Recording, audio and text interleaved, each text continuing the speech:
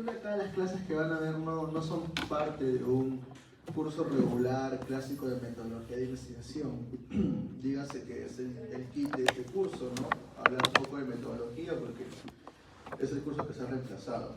Pero es de esas clases que de una u otra forma les va a servir para la vida.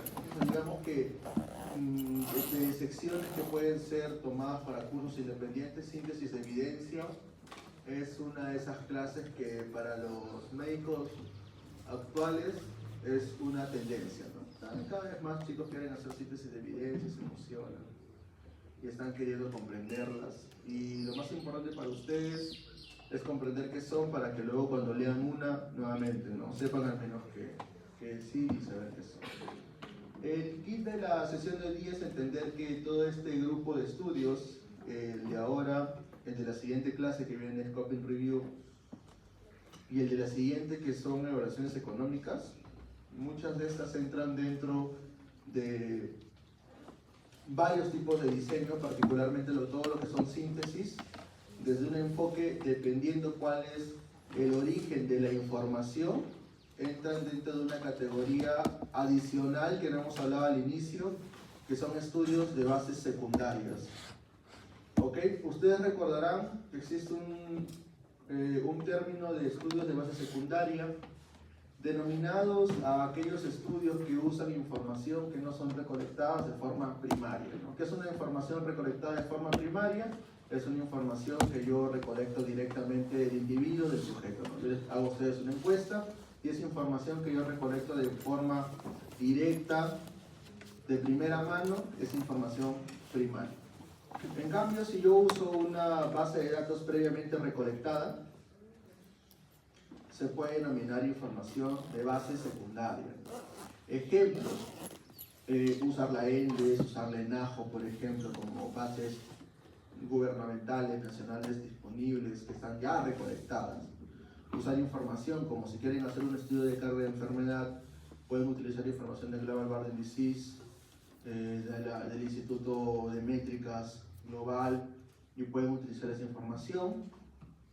Un ejemplo que como que está en el limbo es usar historias o usar fuentes, o usar, perdón, información proveniente de historias clínicas, ¿no? Algunos la catalogan como estudio primario porque obviamente es información que se ha recolectado directamente de una persona, pero una historia clínica igual es una información que ha sido ya recolectada y está en una fuente solo para registrarla, ¿no? Todo ese campo de los estudios de bases secundarias quiero que los comprendan y no lo mezclen un poquito cuando les señalo que esos son estudios de fuentes secundarias, porque tiene la misma lógica. La información que vamos a utilizar para ese tipo de diseños no la obtenemos directamente del individuo. La información que utilizamos para este tipo de estudios la obtenemos de fuentes que están disponibles, que ya han sido previamente recolectadas en otros estudios. ¿Ok?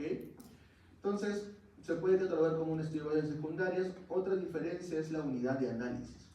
En un estudio primario, la unidad de análisis es el individuo. Por eso es que ustedes recolectan información de ese individuo, ¿no?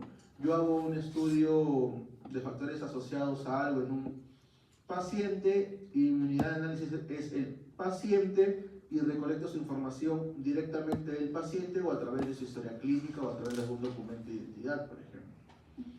En una revisión sistemática, como diseño, la unidad de análisis no es un individuo, la unidad de análisis es un estudio.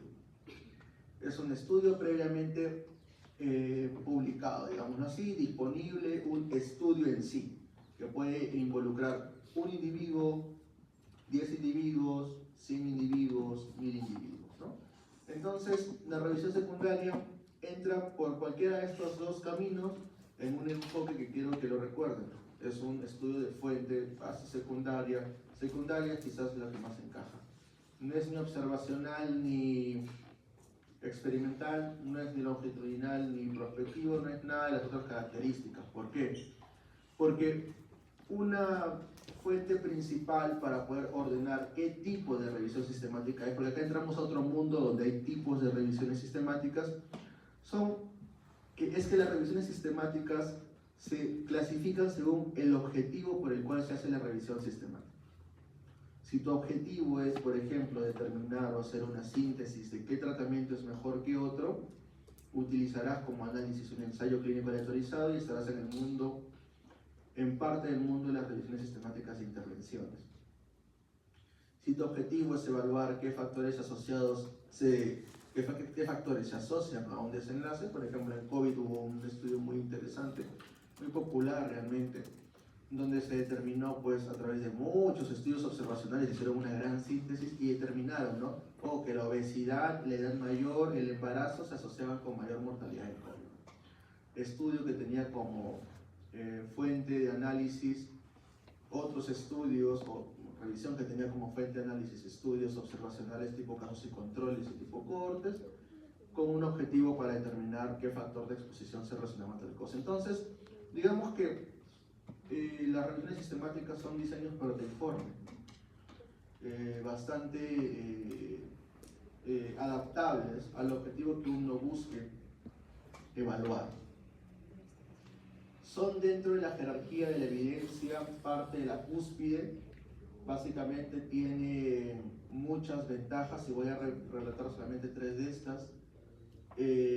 Nos permiten interpretar la evidencia de forma conjunta. Con ello podemos allanar mucho mejor la incertidumbre.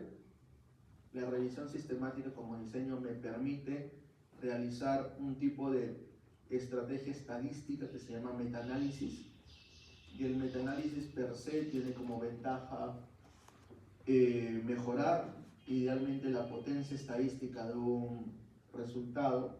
Con eso tengo más chance de evitar cometer error tipo 2. Y finalmente la revisión sistemática me permite interpretar resultados de un estudio en relación a otros. ¿Okay? Una pregunta, Perla, ¿tienen algún examen esta semana? Hoy día. Hoy día, ¿qué hora? A las 4:30. Ya. Entonces vamos a hacer esto rápido y luego lo leen en su casa para el examen, ¿sí? Ya hemos dicho esto, diferencias que importan, sistemática versus narrativa. Recordemos que todo lo que ustedes están leyendo, incluso agarran un Harrison, leen un capítulo, es una revisión, ¿cierto? No es sistemática. ¿Por qué? Porque si yo agarro y me junto con 5 de ustedes y hacemos una monografía, yo le digo monografía, que es un tipo de revisión también, donde yo digo, ¿sabes qué? A mí me gustan estos 5 fuentes y con esta vamos a hacer esta revisión, este capítulo del libro. Estoy haciendo algo desde la perspectiva mía, posiblemente como un autor temático, como un experto, y estoy brindándote información. La pregunta es que esa información que estoy brindándote no proviene o no ha sido producto de un proceso, por ejemplo, que involucra una protocolización previa, un objetivo claramente definido en base a una pregunta de investigación específica. Para obtener esa información que estoy utilizando, no he utilizado algoritmos, estrategias, herramientas que me permitan garantizarte que es la mejor evidencia o información disponible. No he detallado por qué sí, por qué no estoy incluyendo cada estudio. No te estoy diciendo que los estudios que estoy incluyendo sean, como vuelvo a repetir, los mejores o los de mejor calidad. No, muchas veces estas revisiones que ustedes leen, vuelvo a repetir, recuerden un Harrison, leen información, confían ciegamente en ella, pero se han puesto a pensar en si cómo se presenta la información, cómo se están resumiendo los resultados, son los oportunos, ¿no? Se evalúa para sacar conclusiones en estas revisiones en relación a las características de la información incluida, particularmente no. Y todas estas consideraciones se tienen que trabajar en la denominada revisión sistemática. La revisión sistemática es sistemática por su definición o por su término, porque es un proceso ordenado, explícito, jerárquico, es un proceso que involucra un paso a paso definido y tiene que hacerse de cierta forma. Si no se hace de cierta forma, ya no es revisión sistemática. Si tú omites en una revisión sistemática la evaluación de calidad de los estudios, ya no estás en una revisión sistemática. Si tú en una revisión que estás haciendo, omites una búsqueda con ciertos componentes, ya no estás en el campo de las revisiones sistemáticas, estarás haciendo cualquier otra cosa, darle un nombre, revisión narrativa, revisión rápida, otro tipo de abordajes que también están, y vamos a verlo en la siguiente clase, como un scoping review quizá, ¿no? Una revisión de alcance, pero no estás haciendo algo sistemático. Y esto es muy importante, esto va a venir en el examen. Y vamos a preguntar quizás, les voy a decir que voy a poner quizás una pregunta de este tipo, pero no de esta diapositiva, sino de Manuel Cochrane, capítulo 2, que es una revisión sistemática, y diferencias entre una revisión sistemática y una revisión narrativa. ¿Ok? La revisión sistemática, como les comento, tiene un paso a paso. Ahora encontrar muchos de estas gráficas. Me interesa que entendamos que ningún proceso es superior a otro y ningún proceso en una revisión sistemática o en un proceso de una revisión sistemática se hace antes que otro. ¿Ok? Son etapas que parten, y el punto más importante de una revisión sistemática, como en todo estudio, va a ser plantear una adecuada pregunta de investigación. Porque la pregunta de investigación va a guiar todo el proceso posterior. Cada uno de estos componentes, que incluso se pueden dividir en más, son parte de un capítulo propio en la etapa de una revisión sistemática. En esta hora vamos a resumir prácticamente solamente lo que es una revisión, pero los invito a ver cursos, por ejemplo, de hacer búsqueda sistemática, hacer selección de estudios con ciertas herramientas, hacer procesos de extracciones, valoración de riesgo de sesgo, que no es lo mismo que lectura crítica. Ustedes en su siguiente ciclo van a ver lectura crítica, y eso no es lo mismo que hacer una evaluación de calidad o una valoración de riesgo de sesgo de estudios. Solo el capítulo de metaanálisis es un bloque individual en múltiples estudios de posgrado, ¿no? Para hacer metaanálisis adecuados. ¿De qué tipo? ¿No? Dependiendo del tamaño del efecto, diferentes tipos de metaanálisis se pueden hacer. La historia del metaanálisis comienza en el siglo pasado. El primer metaanálisis reportado es en la década de los años 30. Metaanálisis súper tranquilo con respecto a tratamientos antituberculosos, que luego en la década de los 60, en el 64 con Tuque, se sistematizan mucho mejor con ciertos enfoques que van abordando de forma más técnica la ponderación de cada uno de los resultados, y desde el 60 hasta ahora se han ido modificando muchos de estos abordajes. ¿Por qué me interesa abordar metaanálisis como mensaje de esta clase? Y para que puedan defenderse bien, ¿no? Revisión sistemática no es lo mismo que metaanálisis. ¿Ok? Revisión sistemática no es igual a metaanálisis, y metaanálisis no es igual a revisión sistemática. En castellano y en español, revisión sistemática es como se le denomina el diseño. Tú publicas una revisión sistemática, tú no publicas un metaanálisis. Eso es como que lo más técnico. La revisión sistemática puede o no tener un metaanálisis. El metaanálisis solo es una herramienta estadística. Es como que tú quieras hacer un estudio primario y puedas o no hacer una correlación. Si haces la correlación, le dicen, ¿no?, estudio de correlación, que es un coloquialismo más que algo técnico. Ya siendo coloquial, como luego repetir, muchos autores lo toman como sinónimos. Cuando una revisión sistemática hace metaanálisis, le colocan en la publicación, ¿no?, metaanálisis de tal cosa. En castellano no es muy habitual, en inglés sí. Al menos en Estados Unidos más, en Inglaterra o en Europa no tanto. En Estados Unidos le denominan o usan el término metaanálisis como un sinónimo de las revisiones sistemáticas que hacen metaanálisis. Por eso van a haber muchas publicaciones en inglés que sí colocan el término metaanálisis. Si en algún curso, un posgrado en el extranjero, van a darse cuenta que cuando les hablen de este tipo de diseños o a un curso de revisiones sistemáticas, les van a decir a las revisiones sistemáticas sin metaanálisis, qualitative systematic reviews, o a las que tienen metaanálisis solo de frente metaanálisis, ¿no?, o revisiones sistemáticas cuantitativas. Y finalmente este último punto, que ya creo que no les dé el tiempo en toda la carrera para que lo puedan aprender, que es el tema de valoración de la certeza de la evidencia, que déjennoslo a nosotros, ¿no? Ya como parte de nuestra especialidad, que justamente es el punto clave entre cómo tú evalúas certeza o cómo tú evalúas la evidencia que estás recopilando, y cómo pasas al siguiente proceso complejo, que es el proceso de toma de decisión. Eso no lo hagan ustedes solo hagan lo que nosotros les decimos que van a hacer.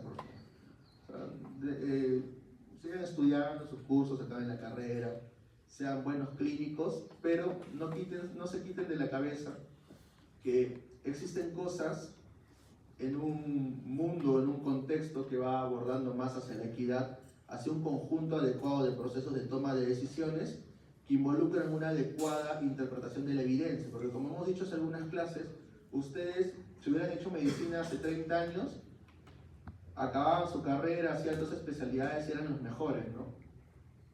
Ahora no, ahora están en un mundo de medicina basada en evidencias, entonces tienen que preocuparse un poco de ello. En un mundo de medicina basada en evidencias hay varios campos, ¿no? Los que ejercen la medicina directamente con pacientes, que van a ser muchos de ustedes, y que vuelvo a repetir, tienen que ser los mejores en su campo, pero tienen que aprender a utilizar la información que se les está brindando.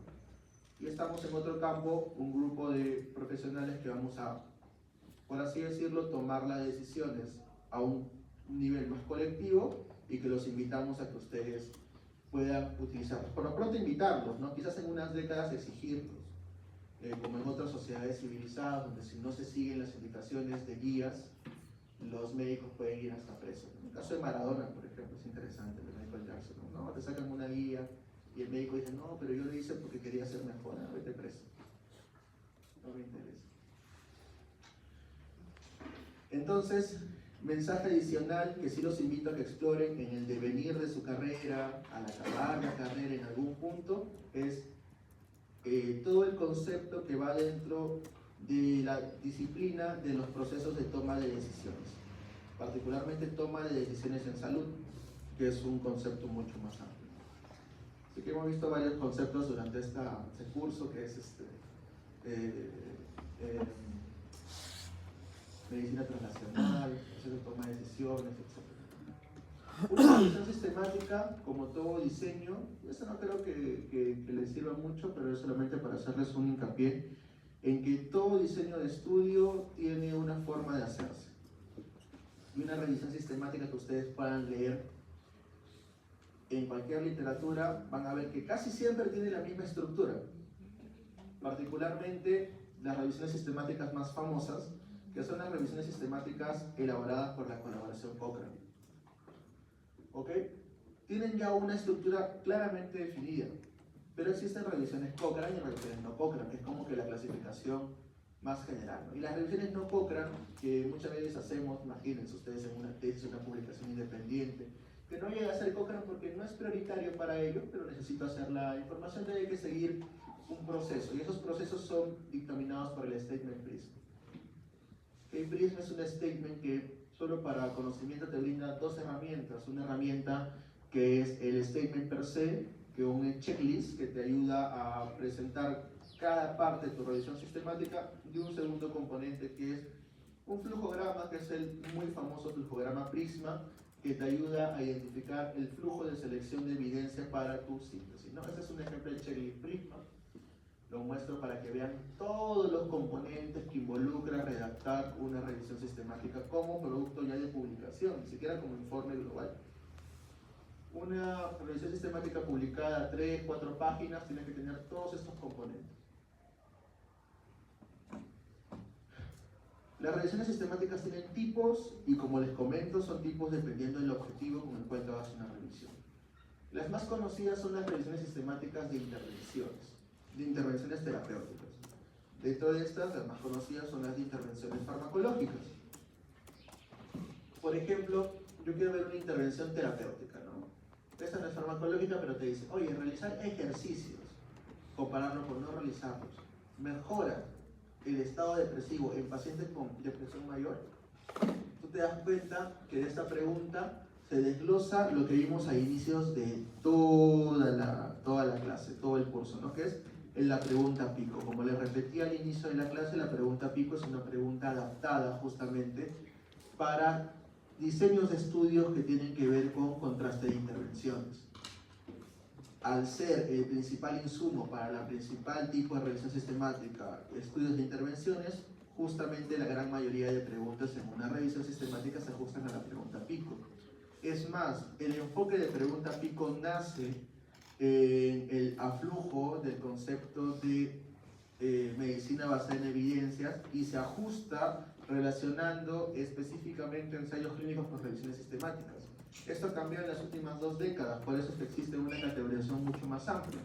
Revisiones sistemáticas que pueden servirte para evaluar, por ejemplo, factores de exposición, como dijimos, factores de riesgo, revisiones sistemáticas de pruebas diagnósticas, revisiones sistemáticas que pueden juntar información económica, revisiones sistemáticas que pueden evaluar indicadores de magnitud como prevalencia o incidencia, revisiones sistemáticas que pueden ser cualitativas, metodológicas, o evaluar otro tipo de enfoques, siempre cumpliendo al menos una gran parte de todos los componentes de una síntesis, que es una revisión sistemática, o un tipo de una revisión sistemática que son partir de una pregunta explícita, hacer una búsqueda exhaustiva, con criterios de elegibilidad claros, con una valoración de la calidad de la evidencia o los riesgos de sesgo, con una extracción pertinente y una síntesis, que ahí es donde a veces algunas cambian, ¿no? Algunas hacen metaanálisis y otras no hacen metaanálisis.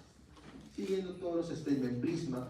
Prisma como statement para revisiones sistemáticas de intervenciones, porque existen otros statements para revisiones sistemáticas de estudios observacionales, por ejemplo, el statement MUS, o pueden existir otros statements para scoping review como los que provienen de la JBI, de la Joanna Briggs Institute. Así que ese es un mundo bastante amplio, pero para lo que ustedes puedan comprender, lo más ideal es que al menos comprendan que existen muchos tipos de revisiones. Las que más van a leer van a ser las revisiones sistemáticas de intervenciones, ¿no? ¿Qué es lo más habitual que les va a pasar? Van a ir a sus rotaciones, van a ver ahí que un residente bien bacancito va a querer hacerse el chévere, va a decir, doctor, le traje la última revisión, ya la leí, que esto, que el otro. Te va a presentar 50 diapos de la copy and paste de todo el artículo de 5 páginas, no te va a decir nada nuevo y ya cree que está totalmente actualizado, ¿no? Su asistente le va a aplaudir, lo va a validar, y luego cuando acaba la residencia nos va a dar más problemas a nosotros porque van a hacer, oye, tráeme un experto para hacer la toma de decisión de esta guía de práctica clínica. Oye, el único que existe es este chistoso. ¿Qué problema, no? Tiene que discutir con personas que no comprenden ciertos conceptos. Así que no sean nuevamente parte de ese aflujo de profesionales. Existen revisiones de intervención, vuelvo a repetir. Capítulo 2 va a venir en el examen, al menos ese capítulo quiero que se lo lean completo del Manual Cochrane. Manual Cochrane de revisiones sistemáticas de intervenciones, está de acceso abierto, publicación 2019, este capítulo. Revisiones sistemáticas de intervenciones. Hay un solo manual para revisiones sistemáticas de intervenciones. Un solo manual. Es lo que más se hace y lo que más se va a hacer. Casi siempre. Con necesidad global. Recuerden siempre cosas claves. Objetivo, evaluar si una intervención es en comparación, ¿qué cosa? Mejor que otra. Acá vamos de frente al enfoque de superioridad. Queremos ver si algo es mejor que otro, si algo es mejor que el comparador. En revisiones sistemáticas realmente no ajustamos el tipo de información que vamos a incluir según la hipótesis que planteas. Hacemos un recuerdo de ensayos clínicos aleatorizados con estos conceptos de superioridad, equivalencia, no inferioridad. No hacemos esa discriminación, pero sí nos importa sacar una conclusión final, que habitualmente es una conclusión comparativa. Recordemos que lo que nos interesa como parte global, como señalamos la última sesión, es tomar decisiones en base habitualmente a lo que un paciente puede estar recibiendo o no recibiendo en comparación con darle algo nuevo. Y la revisión sistemática de intervenciones cumple ese rol. Tiene una estructura de pregunta, vuelvo a repetir, nunca se quiten esto de la cabeza. Si bien es cierto, la pregunta de investigación es lo más importante, bueno, es lo más importante, parte previamente de saber una temática, una problemática, lleva mi pregunta de investigación y a raíz de la pregunta de investigación sale todo, ¿cierto? Cuando hacen sus protocolos, o lo van a hacer, su objetivo, su metodología, hasta su título. En ese sentido es lo mismo. Y recuerden que, ¿por qué en síntesis sí les planteamos que existen preguntas típicas? Porque son las preguntas más habituales y es una estructura ya estándar que se puede utilizar. Recordemos dos términos, y eso es algo que mucho vamos a ver en revisiones sistemáticas. Algo que ha cambiado en los últimos 10 años, ¿no? Antes era mucho más utilizado el término eficacia y seguridad, ¿no? Hago una revisión sistemática para determinar la eficacia y seguridad de tal fármaco. Como recordamos, la eficacia es un término que hace alusión a un beneficio en un entorno ideal.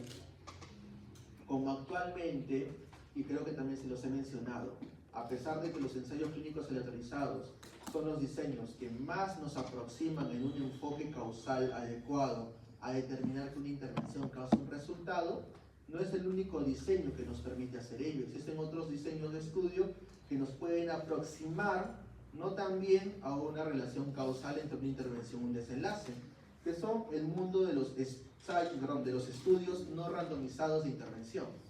Por ejemplo, dijimos que un estudio de cohortes podría evaluar una intervención terapéutica, no tan bien como un ensayo clínico aleatorizado, pero si lo hago muy bien, podría aproximarse mucho.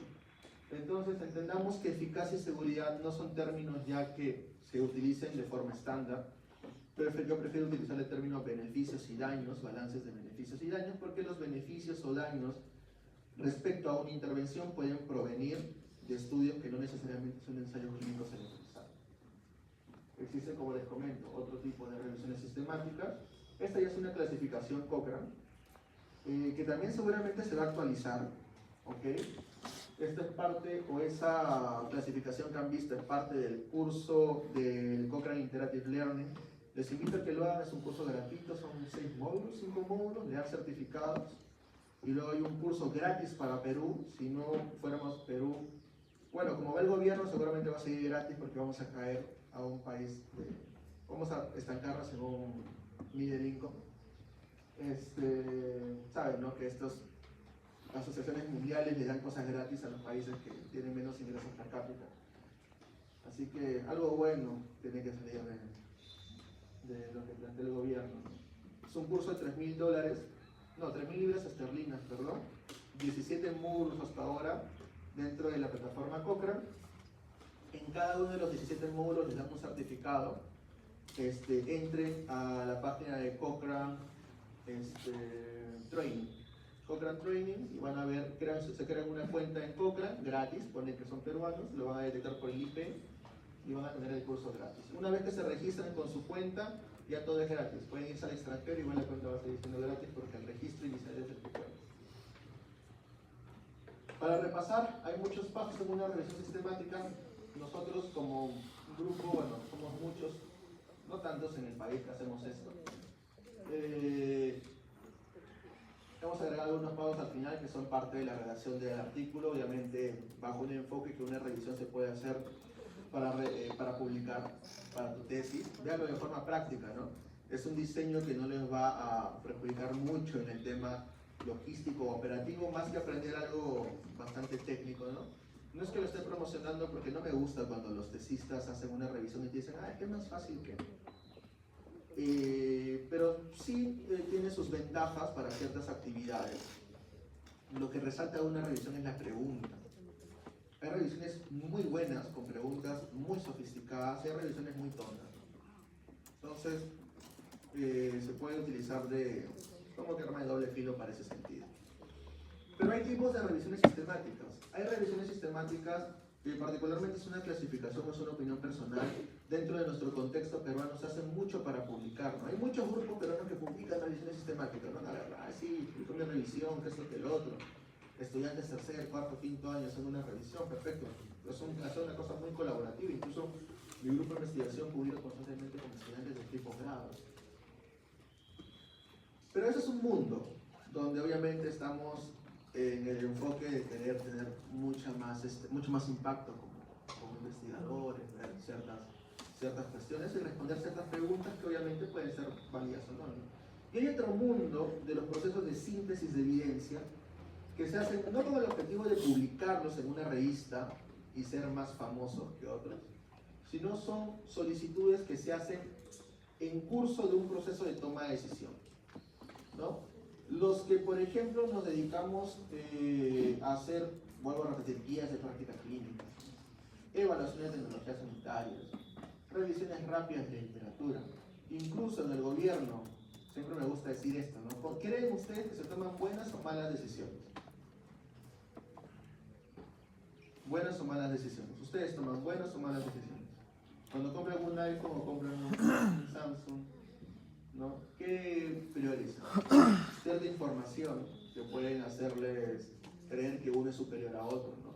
Y en base a cierta evidencia inicial, que puede ser un procesador más rápido, una mejor cámara, luego le agregan otros criterios que pueden ser personales, ¿no? Tengo la plata para hacerlo, me da más estatus, etcétera, ¿no? Entonces, es un proceso complejo tomar una decisión. Tomar una decisión no es como que, mira, yo la pecho y la firmo, hay que tomar ciertas consideraciones. Y en ese mundo donde se tienen que tomar decisiones, una parte fundamental es la síntesis de evidencia. ¿Okay? Nosotros, por ejemplo, en salud, actualmente en Perú, es un arraigo de hace más o menos 2015 se funda el IECSI en salud, 2023 se funda el CETS en INS, que es una actualización de la UNAGES que se funda en 2017. Con esto quiero decirles que institucionalmente el Perú tiene recién 10 años de conformación de unidades enfocadas a los procesos de toma de decisión basados en síntesis de evidencia. Somos un país bastante nuevo en esto, a diferencia de Chile o Colombia, que tienen cerca de 20 años de instauración de cada uno de estos componentes. Ya saben, cosas nuevas, mejores enfoques, buena paga, se necesita mucha gente. No necesariamente tienen que dedicarse completamente a esto, tenemos muchos especialistas que tienen o han ido formándose en el devenir, porque es un poco triste, ¿no? Tener que hacer tu especialidad y luego saber que te gusta eso y luego tener que decidir en demás cosas. La cuestión es que es un campo que en el Perú ustedes están en la ola, así que tienen que comprenderla casi al 100%. Sí, su generación va a ser una de esas generaciones, junto que quizás las de los últimos 5 años, que tienen que aprender cómo leer una guía, tienen que aprender qué es una ETS. Mi generación no era así, mi generación realmente le importa 3 pepinos. O sea, ellos están posicionados. Pero ustedes seguramente los van a agarrar en la hora. Una revisión sistemática en sí, entonces, es un tipo de estudio cuyo objetivo es sintetizar información. ¿Ok? La revisión sistemática sintetiza información. ¿Para qué usas esa información? Es lo relevante. Yo puedo sintetizar información. Voy con un paciente. Tiene algo que a mí me llama mucho la atención. Tengo muchas dudas con respecto. Me puedo plantear una pregunta de investigación en base a un caso individual y yo puedo hacer un proceso de búsqueda de información para responder esa pregunta clínica, ¿no? Recordemos que acá el concepto es la pregunta clínica. La pregunta clínica puede partir de un caso individual como puede partir de algo mucho más amplio. Y cuando yo parto de un caso individual, igual como todo médico tiene que tener habilidades duras, ¿no? Hemos dicho eso constantemente. Habilidades para hacer una búsqueda adecuada, una interpretación adecuada, un análisis, una evaluación y poder tomar una decisión final. Acá el punto clave es la toma de decisión. Pero vuelvo a repetirles, muchas veces estas síntesis las usamos para tomar decisiones más amplias. Así que quiero nuevamente que interioricen ese término, toma de decisiones. Toma de decisiones, ustedes van a hacer muy pocas carreras. ¿Ustedes tienen acá curso de medicina basada en evidencia en la universidad? ¿Han visto su currícula?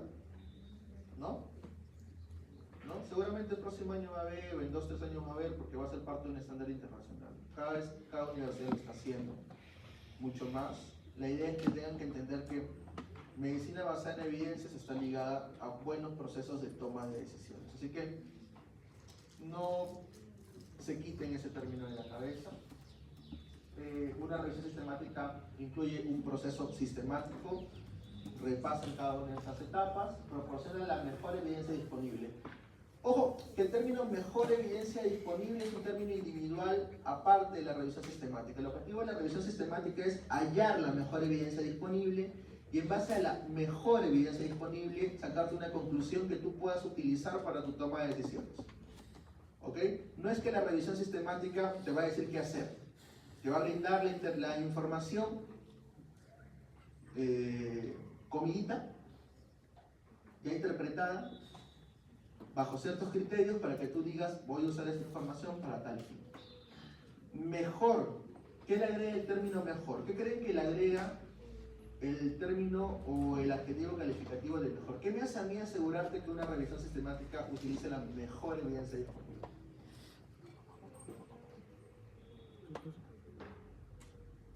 ¿Alguna vez ustedes, bueno, vuelvo a repetir, el siguiente ciclo de lectura crítica en teoría van a aprender, ¿no?, a interpretar resultados de estudios que no necesariamente pueden ser los mejores? Básicamente utilizarlo y contextualizarlo, pero ¿qué es lo mejor? Lo mejor se cataloga bajo un marco de valor definido, ¿no? Lo que puede ser mejor para ti no necesariamente puede ser mejor para mí. O lo que es mejor en cierto contexto no necesariamente es lo mejor en otro. Lo dijimos cuando hablamos de estudios diagnósticos, hablando solo de metodología. Siempre ponemos en un altar a los ensayos clínicos aleatorizados, pero en estudios diagnósticos, ¿qué dijimos? Que esos diseños observacionales transversales son los idóneos para estudios diagnósticos. Entonces, el marco es muy variado para determinar qué es lo mejor. Entonces, quiero que se queden con ese mensaje, que en este mundo, al menos en el mundo de las revisiones sistemáticas, lo mejor se tiene que operativizar dependiendo del objetivo que tú quieras obtener o del objetivo que tú estés trabajando.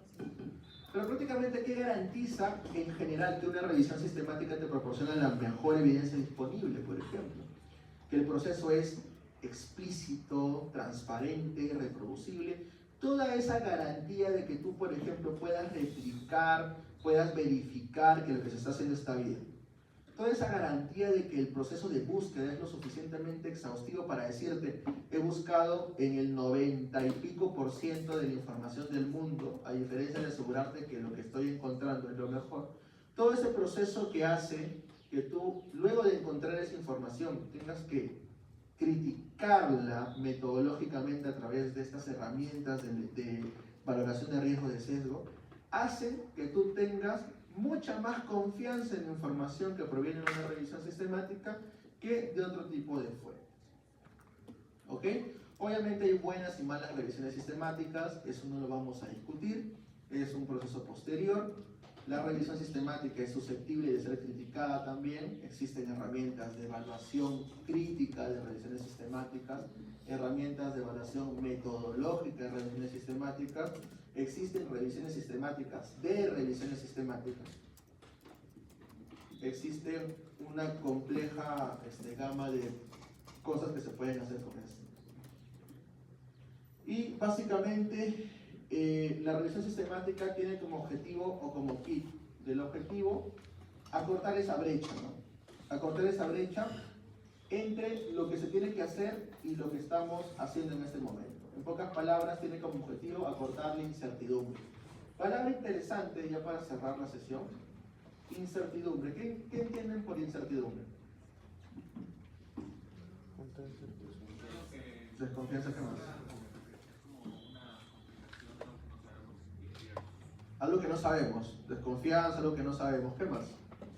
Falta de certeza. Falta de certeza, un término interesante. Certeza. Falta de certeza, falta de confianza, desconocimiento. Va por ahí. Incertidumbre prácticamente es todo aquello que desconocemos, ¿no? Sobre lo cual no podemos tener un juicio de valor definido. ¿Está bien? Obviamente hay mucha incertidumbre en ciencia. Actualmente, a pesar que la medicina avanza a pasos agigantados, hay mucha incertidumbre y es nuestra responsabilidad allanarla, ¿no? Pandemia COVID-19 fue un ejemplo de ello, ¿cierto? A pesar que la medicina estaba tan avanzada, no pudimos al inicio, ¿no?, sostener muchas de las decisiones que se tomaron. Yo los invito a que repasen lo que se hizo en este campo de la síntesis de evidencias y las tomas de decisiones en pandemia. Es un gráfico que siempre te ponen en un curso de revisiones sistemáticas. No lo hemos puesto acá porque no me acordé. Pero sí les van a poner siempre un gráfico donde, si yo pongo Systematic Review ahora solo en PubMed, que es un buscador que ustedes ya conocen, y vemos el número de publicaciones de revisiones sistemáticas en PubMed desde el inicio de los tiempos hasta estas épocas, van a darse cuenta que en las últimas 2 décadas se han popularizado demasiado las revisiones sistemáticas. Lo que nos tiene que hacer un llamado de atención, porque no es bueno, o sea, no siempre es bueno. Hoy sí hay mucho más que leer, ¿no? Que si te gusta leer, lee, pero no necesariamente todo lo que está publicado es bueno, como es un mensaje que sí lo tienen que tener claro. Entonces, conozcan revisiones sistemáticas, los invito a que lo hagan, les va a ser útil, créeme que les va a ser muy útil y mañana más tarde me lo van a agradecer. Me van a visitar al ministerio, ahí tomamos un cafecito para recibir una botellita de whisky en regalo. Pero lo importante es que ustedes tienen que saber que este es de esos temas que sí les va a ser bastante redituable. Muy redituable, déjenme decirlo. Desde su práctica clínica habitual. ¿Ya?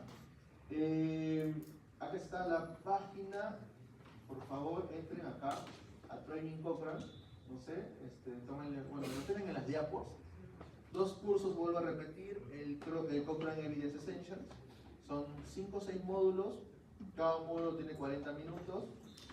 Habla básicamente de cómo se hace medicina basada en evidencia y cómo se toma y qué es un proceso de toma de decisión desde una perspectiva de una intervención clínica. Se los recomiendo que lo hagan.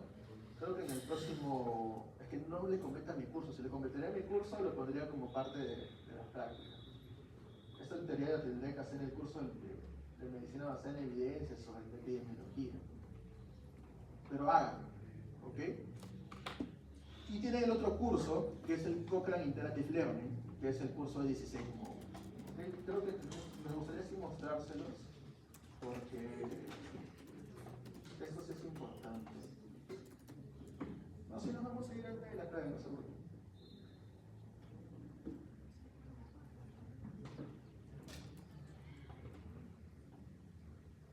Mucha gente les va a hablar de Cochrane. Mucha gente, hasta cuando rotan, sí, Cochrane que Cochrane que y nunca han entrado a su página, nunca se han registrado. Cuando les presento Cochrane, no sé si las mostré antes. Ojalá en unos meses ya nos den la autorización para tener nuestro grupo Cochrane en científica, ¿no? Así que igual vamos a estar abiertos a colaboraciones si les interesa. Cochrane es una institución global. ¿Okay? Yo tuve la oportunidad durante el pregrado de hacer mi pasantía en el extranjero, la hice en Barcelona, en Cochrane. Los invito a que lo hagan en quinto, cuarto, de quinto año en adelante. Totalmente es un poco más complicado, pero en unos años piénsenlo, nos pueden escribir, podemos facilitarles rotaciones en Argentina, en Barcelona. ¿Dónde más los recomiendo? Yo voy a ir a Argentina el próximo semestre. Barcelona es buen lugar, un poco lejos, Argentina es más cerca, mucho más accesible, Colombia. En Ecuador tenemos buenos nexos también, un grupo Cochrane consolidados. Perú recién el grupo Cochrane está consolidando, los invito a que puedan ver la plataforma del INS, Instituto Nacional de Salud, tiene un centro Cochrane desde el año 2010, no sé si 2020 o 2018, no me acuerdo bien, pero antes de pandemia solo que se desactivó. Y recién se está activando este año, hacen constantemente pasantías y tendrían que explorarlo. Cosas pequeñas, ¿no? O sea, colaboraciones siempre van a ser. Entonces acá hay 2 cursos, ¿ok? Uno es el Cochrane Evidence Essentials, como les comento, son 6 módulos. ¿Qué es la medicina basada en evidencia? ¿Qué son los técnicos aleatorizados? Introducción a las revisiones sistemáticas, comprender y usar revisiones sistemáticas, cómo te puedes involucrar en Cochrane, como que más para que ustedes entiendan que en el concepto de medicina basada en evidencia hay 3 pilares, ¿no? La evidencia, el experto y el paciente. Entonces, si hacemos medicina basada en evidencia, no podemos evitar considerar los valores y preferencias de un paciente y tenemos que ir introduciéndonos en ese campo. A pesar que ustedes puedan creer que son muy solidarios y muy abiertos a ello, créanme, es muy complicado introducir perspectivas de pacientes en procesos de toma de decisiones, así sean individuales. Les va a pasar a ustedes cuando se toquen con un paciente su serum, va a prevalecer mucho en su mente el hecho de que el paciente no tiene la razón, cuando es un criterio o un concepto muy complejo de abordar. Y ese es un módulo nuevo que me gusta, los invito a que ustedes puedan repasar el término de revisiones rápidas. No lo vamos a agregar a este curso, no recuerdo, ¿está en el sílabus? No está en el sílabus revisiones rápidas, ¿no? Pero es un concepto interesante, es un concepto que se aplica a situaciones de emergencia donde tienes que tomar ciertos atajos metodológicos para hacer un proceso rápido de revisión. Cochrane Interactive Learning, 15 módulos, ¿sí, no? No eran 16, eran 15 módulos. Este curso está diseñado específicamente a que tú aprendas a hacer una revisión sistemática.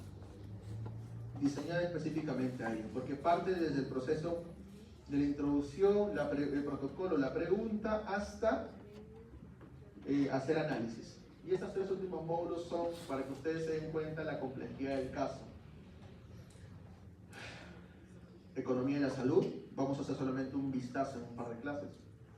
Y ahí muere, porque ustedes no van a saber nunca qué es un network meta-análisis en esta clase. Nunca vamos a ver en este curso qué es procesos de equidad en salud y procesos de intervenciones que enfocan equidad. Acá hay guías de práctica clínica y ETS. Y nunca vamos a ver introducción a evidencia cualitativa, que es otro tipo de enfoque que va para hacer los diseños. Pero los invito a que lo hagan. Si ustedes lo ven, tienen que registrarse. Cuando se registren, acá colocan crear una cuenta, ponen que son de Perú y van a darse cuenta que cuando se registren en el Cochrane Interactive Learning, con su cuenta, les van a pedir que tengan una cuenta de Cochrane y a través de la cuenta les van a pedir que se inscriban. Acá están los cursos. Ah, mira, no está tan caro, baja el precio. Bueno, eran 200 libras, no exageré. Pero son 200 libras que te vas a ahorrar si provienes de países que vienen en el Research for Life, grupos A y grupo B, y acá van a ver que todavía estamos nosotros, ¿sí? Acá somos grupo B. Entonces, 200 libras que se pueden ahorrar de un curso que les va a dar 15 certificados, 15 certificados. Un certificado avalado por Cochrane en cada uno de los módulos y que no estaría mal que lo puedan trabajar. ¿Sí? Bueno, ¿hay alguna pregunta?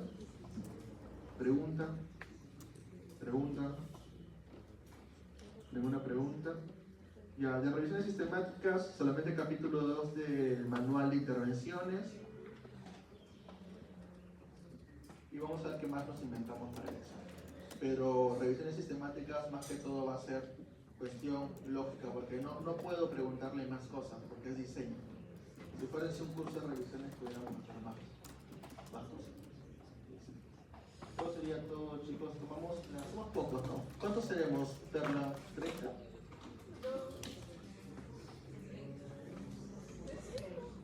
60 más o menos. 60, sí.